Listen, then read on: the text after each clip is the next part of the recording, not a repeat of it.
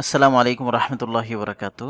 সুপ্রিয় দর্শক শ্রোতা ভাই বোনেরা, ইসলামকে সর্বাবস্থায় সব সময় অপরাধীকে প্রকাশ্যে শাস্তি দেওয়ার নির্দেশ দিয়েছে। আজকে আমি এই বিষয়টি নিয়ে আলোচনা করব।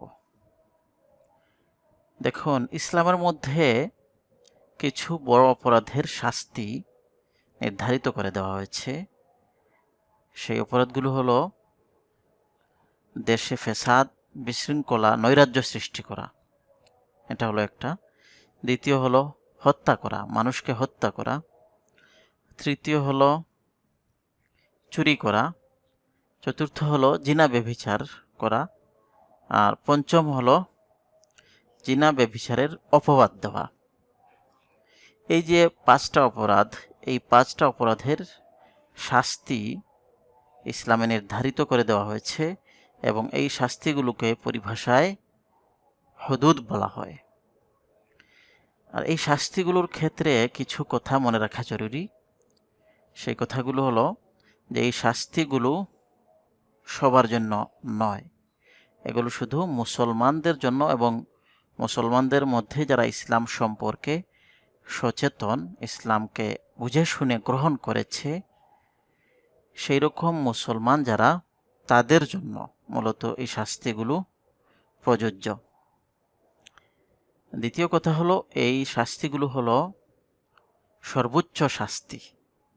মানে বিচারক যদি মনে করেন অপরাধীর অবস্থা হিসাবে এবং অপরাধের ধরন হিসাবে এই শাস্তিটাই তাকে দেওয়া জরুরি, তাকে কোনো প্রকার ছাড় দেওয়ার সুযোগ নাই, তাহলে বিচারক এই সর্বোচ্চ এই শাস্তিগুলো দিবেন।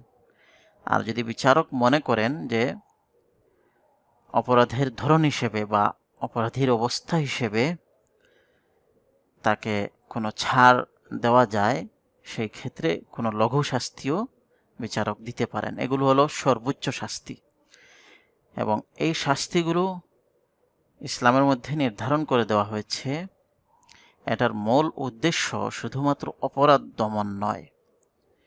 দুনিয়ার অন্যান্য যে শাস্তিগুলো দুনিয়ার মধ্যে মানুষ যেগুলো প্রণয়ন করে, সেগুলোর ক্ষেত্রে অপরাধ দমন এটাই হচ্ছে মূল উদ্দেশ্য। কিন্তু ইসলামের মধ্যে এই শাস্তিগুলো দেওয়ার ক্ষেত্রে অপরাধ দমনের পাশাপাশি এগুলোর উদ্দেশ্য হলো যে যে সমস্ত মানুষ বুঝে শুনে আল্লাহর দ্বীন গ্রহণ করেছে, ইসলাম গ্রহণ করেছে, তাদেরকে এক প্রকার আল্লাহর শাস্তির স্বাদ আস্বাদন করানো এবং পরকালের যে আল্লাহ প্রতিফল দিবেন সেটাকে স্মরণ করিয়ে দেওয়া। তো এই জন্য এই শাস্তিগুলোর ধরন অনেকটাই কঠোর। তবে এই শাস্তিগুলো দেওয়ার ক্ষেত্রে অনেক শর্ত রয়েছে, সেই দিকে আমি যাচ্ছি না। তো আজকে বললাম যে এগুলোর উদ্দেশ্য হচ্ছে এটা, যে অপরাধ দমনের পাশাপাশি আল্লাহর শাস্তির এবং আল্লাহর প্রতিফলের বিষয়টা স্মরণ করিয়ে দেওয়া, এবং যারা বুঝে শুনে ইসলাম গ্রহণ করার পরেও, মুসলমান হওয়ার পরেও, সচেতনভাবে ইসলামকে গ্রহণ করার পরেও এই রকমের কোনো অপরাধে জড়িয়ে পড়েছে এবং এমনভাবে জড়িয়ে পড়েছে যে বিষয়টা আদালত পর্যন্ত পৌঁছে গেছে, তো তাদের জন্য মূলত এই শাস্তিগুলো।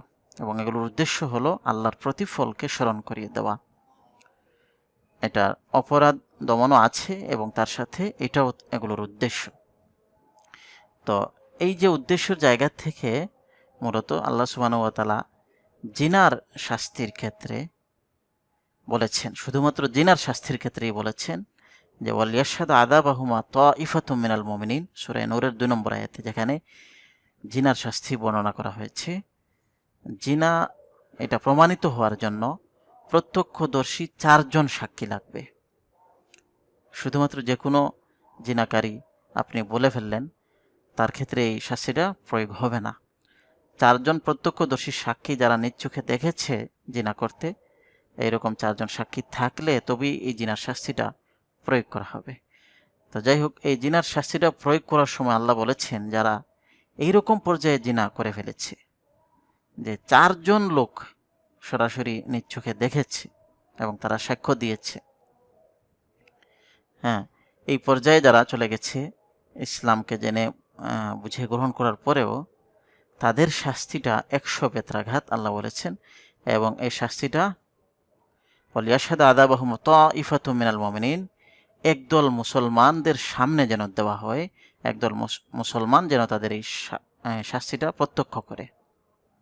মানে এটা অনেকটা প্রকাশ্যে দেওয়ার নির্দেশ দেওয়া হয়েছে, যাতে এটা শিক্ষণীয় হয় অন্যদের জন্য, এবং যারা এই অপরাধটা করেছে তাদের জন্য এটা লজ্জাস্কর হয়।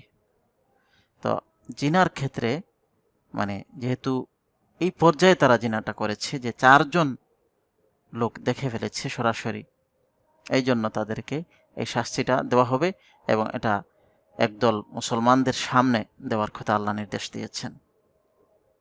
এই হলো জিনার ক্ষেত্রে আল্লাহ এটা বলেছেন।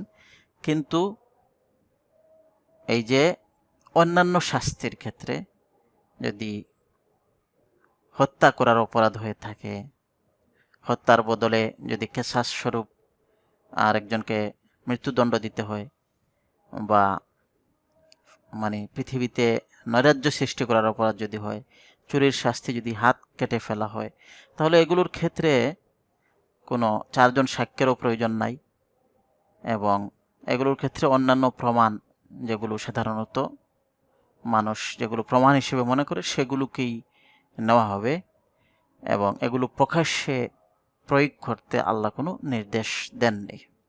আল্লাহ সুবহানাহু ওয়া তাআলা আমাদের সবাইকে সঠিকভাবে দিন বোঝার তৌফিক দান করুন। ওয়া আখিরু দাওয়ানা আনিল হামদুলিল্লাহি রাব্বিল আলামিন।